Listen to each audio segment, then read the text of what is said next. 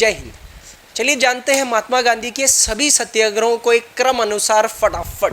तो महात्मा गांधी की अगर आपको सारे के सारे सत्याग्रह को अगर आपको याद रखना है तो सबसे पहले महात्मा गांधी के जीवन को दो भागों में विभाजित कर दो। सबसे पहले उनका जीवन दक्षिण अफ्रीका के अंदर जो 1893 से लेकर के 1915 के बीच में था, और उसके बाद भारत में जो 1915 से लेकर के 1948 के बीच में था। तो ये हम सबको पता होना चाहिए कि महात्मा गांधी ने अपनी वकालत की शुरुआत दक्षिण अफ्रीका में करी थी और वहीं पर उन्होंने अपनी जवानी के अधिकांश समय बिताए थे, और वहीं से ये सत्याग्रह की जो विचारधारा है, अहिंसा की विचारधारा के माध्यम से अपनी बातों को सरकार के सामने रखना है, इन चीज़ों को सीखा था। तो पहले सत्याग्रह महात्मा गांधी के वहीं पर होंगे। तो सबसे पहले दक्षिण अफ्रीका में जो सबसे पहला सत्याग्रह आपको याद रखना है, ये याद रखना है ट्रांसवाल। ध्यान दीजिएगा, Transvaal Asiatic registration act, Asiatic registration act.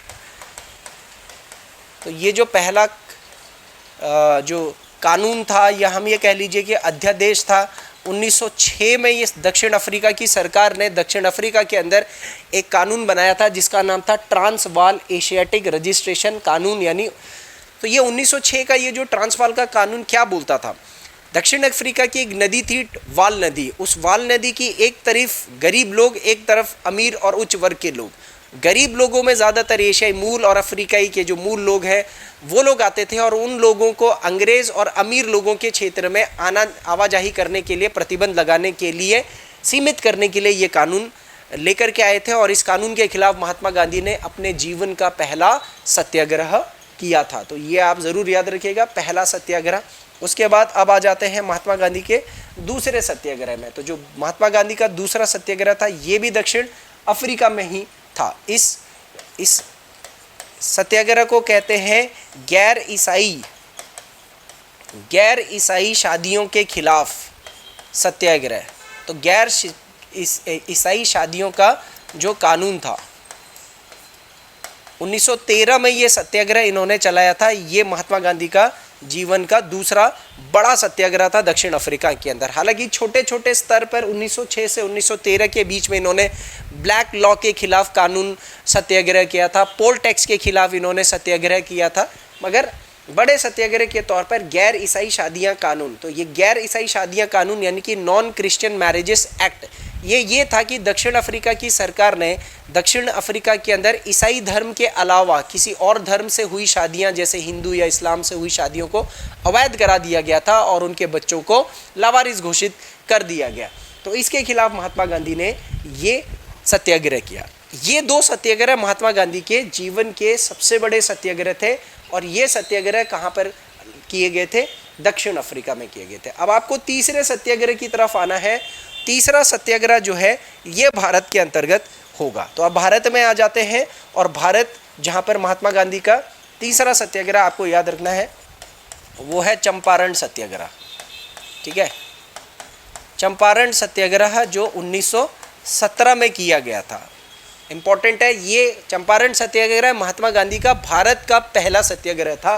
तो आपको याद होगा चंपारण में तिनकटिया कानून के खिलाफ एक सत्याग्रह चल रहा था। राजकुमार शुक्ला उसको लीड कर रहे थे, लेकिन जब महात्मा गांधी 1915 में भारत आ जाते हैं तो महात्मा गांधी से आग्रह किया जाता है कि आप हमारे साथ समर्थन करिए, सरकार के खिलाफ दबाव बनाइए, और तब 1917 में महात्मा गांधी भारत में पहला एक सीमित सत्याग्रह ज्वाइन करते हैं, चंपारण सत्याग्रह। इसके बाद महात्मा गांधी का जो चौथा सत्याग्रह आपको याद रखना है वो याद रखना है अहमदाबाद मिल मजदूर आंदोलन। अहमदाबाद मिल मजदूर आंदोलन। तो यहाँ पर क्या होता है, इस सत्याग्रह के अंदर ये 1918 में हुआ था। तो इस सत्याग्रह के अंदर महात्मा गांधी क्या करते हैं, इस सत्याग्रह के अंतर्गत अहमदाबाद के जो मिल के जो लेबर थे, जो श्रमिक थे, वो एक लंबी हड़ताल पर थे क्योंकि उनको 2-3 साल से तनख्वाह नहीं बढ़ाई जा रही थी, प्लेग का बोनस नहीं दिया गया था, और इसके लिए फिर महात्मा गांधी ने इस मिल मजदूर आंदोलन में भाग लिया था। ये पहला आंदोलन था जिसमें महात्मा गांधी ने भूख हड़ताल करी थी, जीवन का पहला आंदोलन जिसमें उन्होंने भूख हड़ताल करी थी। अब आते हैं पांचवें सत्याग्रह की। तो इसके बाद इसी वर्ष 1918 में यहाँ पर खेड़ा किसान आंदोलन होता है। ठीक है, भारत के अंतर्गत खेड़ा किसान आंदोलन होता है। इस आंदोलन में खेड़ा के जो किसान हैं वो लगान से परेशान थे, क्योंकि इस साल बारिश नहीं हुई थी, सूखा पड़ रहा था और अंग्रेज सरकार जो है वो राजस्व संहिता का उल्लंघन करके ज़बरदस्ती किसानों से लगान वसूल रही थी। और उसी के तहत महात्मा गांधी ने गुजरात के खेड़ा में किसानों के साथ ये आंदोलन शुरू करा था 1918 में।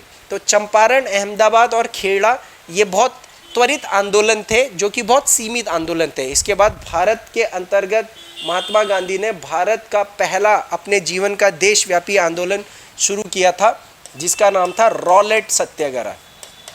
रॉलेट सत्याग्रह ये महात्मा गांधी का भारत का पहला देशव्यापी आंदोलन था। ठीक है, यह रॉलेट सत्याग्रह मैंने लिख दिया है। ये 1919, ठीक है, 6 अप्रैल 1919 को हुआ था ये रॉलेट सत्याग्रह। तो भारत के अंतर्गत उस समय एक कानून आया था जिसका नाम रॉलेट कानून के नाम से प्रसिद्ध हुआ था, जिसको काला कानून कहते थे। बिना अपील, बिना दलील, बिना वकील के भारत के अंदर जितने भी सत्याग्रही हैं, नेता हैं या फिर अंग्रेज़ों के खिलाफ बोलने वाले लोग हैं, उनको जेल में डाल दिया जा रहा था। और उसके खिलाफ भारत का पहला देशव्यापी आंदोलन महात्मा गांधी का रॉलेट सत्याग्रह था। रॉलेट सत्याग्रह के बाद, क्योंकि जलियांवाला बाग कांड के बाद इस सत्याग्रह को समाप्त कर दिया था, उसके बाद जब महात्मा गांधी ने अगला सत्याग्रह किया तो इस सत्याग्रह का नाम था खिलाफत सत्याग्रह। ठीक है, खिलाफत आंदोलन या फिर आप खिलाफत सत्याग्रह भी कह सकते हैं। हालांकि ये जो सत्याग्रह है यह जौहर बंधुओं ने शुरू किया था, लेकिन उसके बाद इसमें महात्मा गांधी जुड़े थे। तो आपको याद होगा इस दौर में जब प्रथम विश्व युद्ध खत्म हो रहा था, तो तुर्की की हार के बाद मुस्लिमों के सबसे बड़े धर्मगुरु खलीफा के पद को समाप्त करने की बात हो रही थी, और उसके लिए भारत के अंदर मुसलमानों ने इसका विरोध किया था। तो इसमें महात्मा गांधी ने हिंदू मुस्लिम एकता का अवसर देख करके उनके समर्थन में आंदोलन किया, और ये आंदोलन भी महात्मा गांधी ने 1919 में ही इसको ज्वाइन किया था। उसके बाद खिलाफत आंदोलन को सीधे महात्मा गांधी ने कन्वर्ट करा था, और महात्मा गांधी का जो 8वां आंदोलन और भारत में उस समय का सबसे बड़ा आंदोलन था वो था असहयोग आंदोलन। इस आंदोलन को महात्मा गांधी का या इस सत्याग्रह को महात्मा गांधी का जीवन का सबसे बड़ा सत्याग्रह माना जाता है गाइस। तो 1 अगस्त 1920 को यह आंदोलन शुरू किया था, असहयोग आंदोलन, नॉन कोऑपरेशन मूवमेंट, जो गांधी के जीवन का सबसे बड़ा मास मूवमेंट माना गया था। आंदोलन चलता है, लेकिन आपको याद होगा चौरी चौरा की जो घटना होती है 1922 में, उसके बाद इस आंदोलन को समाप्त कर दिया जाता है। और उसके बाद जब गांधी जी अगला आंदोलन शुरू करते हैं, तो जो गांधी जी का 9वां आंदोलन है वो है सविनय अवज्ञा आंदोलन, यानी कि सिविल डिसोबीडियंस मूवमेंट। तो सविनय अवज्ञा आंदोलन या फिर सत्याग्रह आप लिख सकते हैं। एक क्रोनोलॉजी में सारे के सारे मूवमेंट दांडी मार्च के साथ ये 12 मार्च 1930 को ये सविनय अवज्ञा सत्याग्रह या आंदोलन शुरू हुआ था, जो 1932 तक चला था, और उसके बाद दोबारा शुरू हुआ था। द्वितीय गोलमेज सम्मेलन पे इसको कुछ देर के लिए रोक दिया गया था। महात्मा गांधी लंदन जाते हैं, बात नहीं बनती अंग्रेज सरकार और भारतीय नेताओं के साथ, तो दोबारा से इस आंदोलन को शुरू करते हैं। तो ये महात्मा गांधी के जीवन का 9वां बड़ा सत्याग्रह था। और इसके बाद महात्मा गांधी के जीवन का 10वां जो सबसे बड़ा आंदोलन था वो था भारत छोड़ो आंदोलन। हर कोई इस आंदोलन के बारे में जानता है, भारत छोड़ो आंदोलन या फिर सत्याग्रह। ये 9 अगस्त 1942 को हुआ था, और ये महात्मा गांधी के जीवन का आज़ादी से पहले का सबसे बड़ा आंदोलन था। तो ये महात्मा गांधी के जीवन के 10 महत्वपूर्ण आंदोलन हैं। आप एक ही साथ इन सारे के सारे जो मूवमेंट्स हैं इनको आप स्क्रीन पर देख सकते हो। एक साथ आप इन सारे के सारे मूवमेंट्स को स्क्रीन पर आप देख सकते हो। देखिए, मैंने आपके लिए ये सारे मूवमेंट्स को इकट्ठा कर दिया है। सारे मूवमेंट्स ये हैं वो सारे मूवमेंट्स। सबसे पहले कौन सा मूवमेंट चलाया उन्होंने, आप यहाँ पर देखिए। सबसे पहले उन्होंने दक्षिण अफ्रीका में, जब 1893 से 1915 के बीच में थे, तो ट्रांसवाल एशियाटिक रजिस्ट्रेशन कानून 1906। उसके बाद उन्होंने अफ्रीका में ही गैर ईसाई शादियों के खिलाफ 1913 में ये आंदोलन चलाया। फिर भारत में पहला आंदोलन चंपारण सत्याग्रह 1917, फिर दूसरा अहमदाबाद में मजदूर सत्याग्रह 1918, फिर उसके बाद पांचवा आंदोलन खेड़ा आंदोलन 1918, उसके बाद छठा आंदोलन रॉलेट सत्याग्रह 1919, सातवां आंदोलन खिलाफत आंदोलन 1919, आठवां असहयोग सत्याग्रह 1920, नौवां सविनय अवज्ञा सत्याग्रह 1930 और 10वां भारत छोड़ो आंदोलन 1942। तो शॉर्ट में एकदम से इनको आप नोट कर लीजिए। Thank you.